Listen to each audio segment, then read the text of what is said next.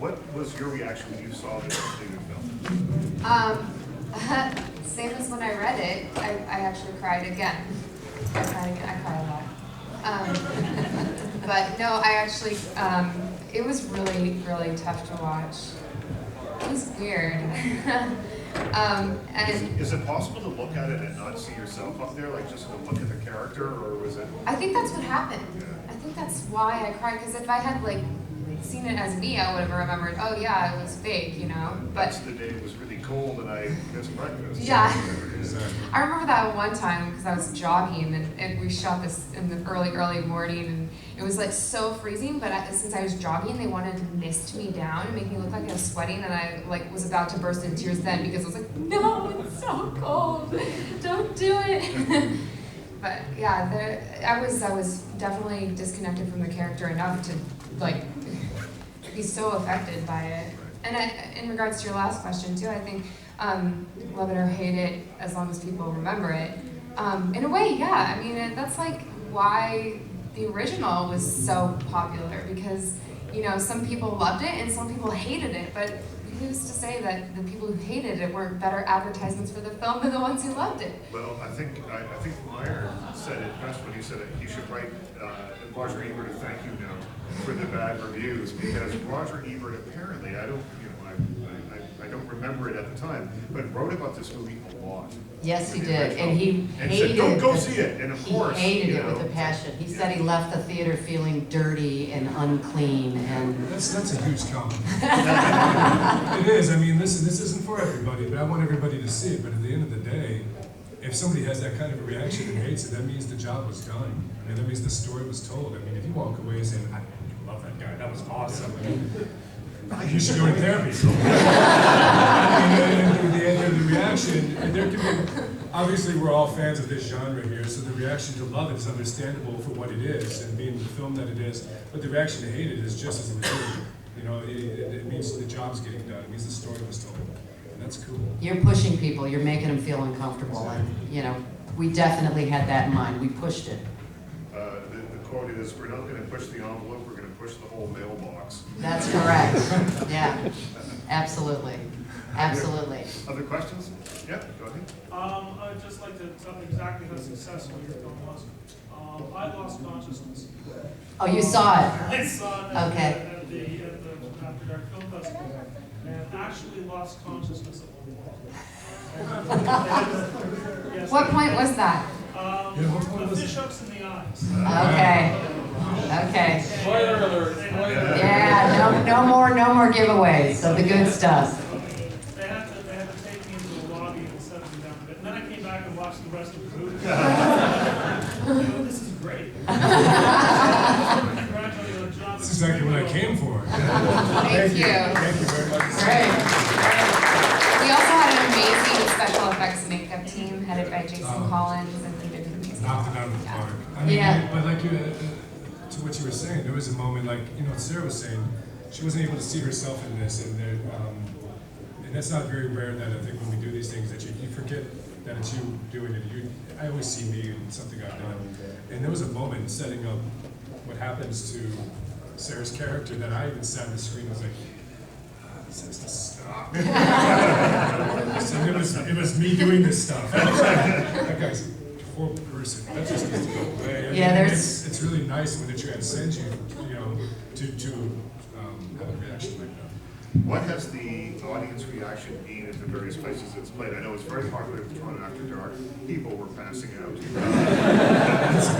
What has the reaction been from other audiences? Well, we tested the film out in a small area, a small town outside of Los Angeles, and we sort of did a general testing for horror fans. Yeah, so nobody knew what they were seeing, Ice Within Your Grave. They just go, untitled horror film. And you know, and we had certain criteria. You had to have seen, you know, one of several films and liked it, so that we at least, you know, knew that they were people that were going to be able to handle the torture aspect of the film.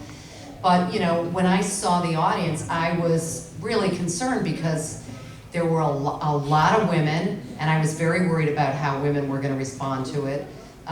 It was an older audience.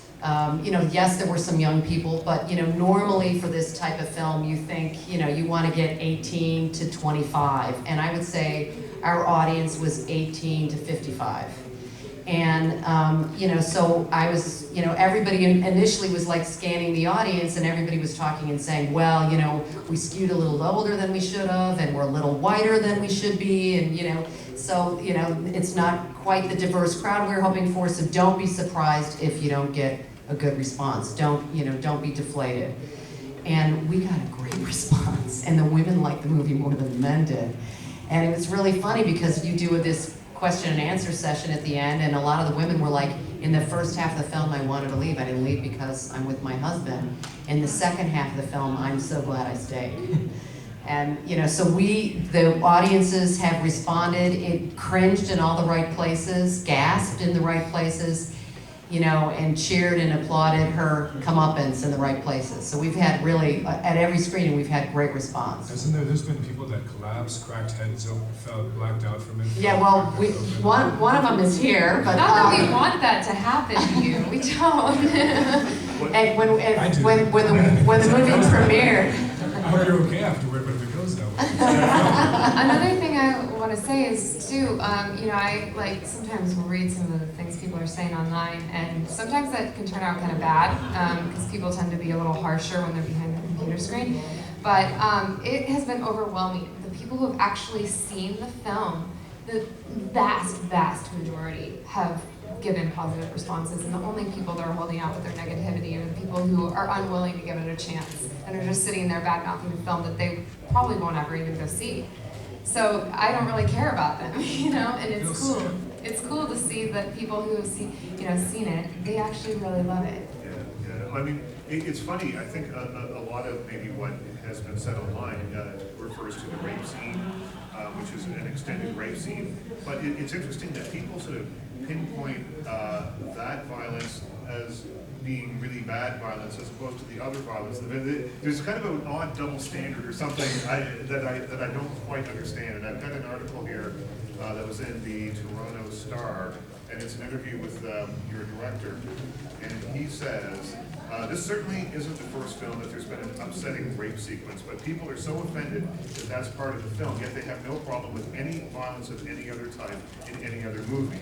Nobody flinches at all at how incredibly horrific violence has gotten, especially in war and action films. Mm-hmm. It's true. It's true. And you know, I've responded to a few of the posts, and you know, I wrote a letter that Anchor Bay's been sending out to some people that have sent in some negative comments, and you know, it's, look, violence is uncomfortable. It's, you know, rape is horrible. It's an awful crime, and I wish it never happened, but it does happen. And you know, situations like this happen to women, and you know, she gets her revenge. The revenge is equally horrible and graphic, and you know, so you're looking at both sides of the coin in this film. You push the envelope in both directions. It's uncomfortable both ways, and you know, guys are squirming in the second half of the movie as much as the women are squirming in the beginning. Well, it's interesting, the trailer for the original film, I think the final line is like, she killed 5 men, and no jury in the world would convict her. That's right. That's a great catchy line. Yeah. I'll get to some more questions, but I'm going to show, we have a second clip, which I want to get in before we have to get out of here. So let's have a look at clip number 2 from I Spit on Your Grave. Will be in theaters in the US October 8th and in Canada on October 15th.